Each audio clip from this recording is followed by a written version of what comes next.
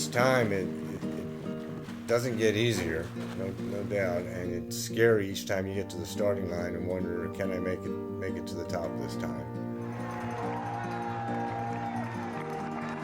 I had to run the Pikes Peak Ascent. Nate, if Nate would have known about this race, he would have just so like, Mom, we have to do this. You don't think there's very many people up there, and then you look on the side of the mountain and all the rocks, standing all over, and just the excitement in the air, and it's just peaceful. Every day in America, on average, over 90 loved ones die in traffic incidents, and we want to remember those who have died. It's the most difficult part of my job, knocking on the door, talking to the family and explaining what happened and why now their loved one, their father, their daughter, their son, their loved one is no longer with us. My youngest son, Nate, was killed in a car accident on October 11th of 2013.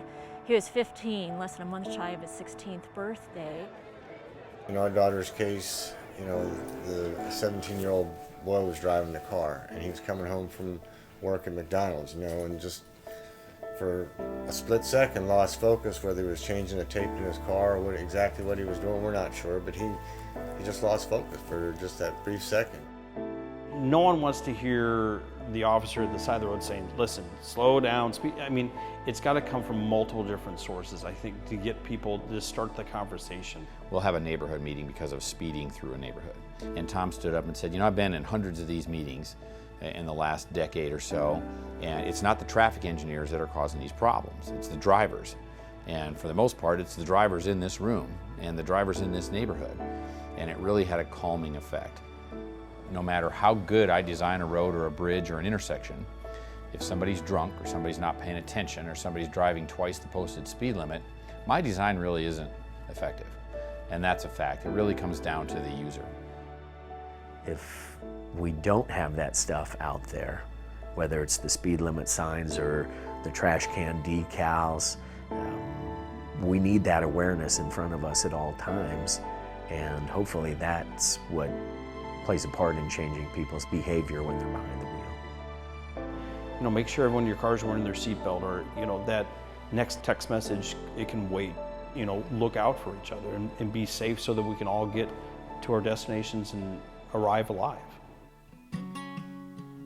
The biggest part, actually, to get to that point was the emotional hurdle, because my last formal race was with Nate. The fact that we are so many years out from Shannon's death, I can understand the feelings that other people have, who are 1 year out or less than a year out, and how hard that it must be. And as you run it, I think that you're able to go, okay, this is more than just my daughter. Keep Kids Alive Drive 25 has made it, more of that family aspect to where we can enjoy being around other people who understand what we are going through. These kids are climbing the mountain Well, with all the they're runners. climbing with us. With all the runners. They're hanging there. They're hanging there. There's no doubt these kids are a big part of our weekend. Only one cowbell. We need more cowbell. Florence, Colorado. We also have Russell Lloyd from Omaha, Nebraska, 1301.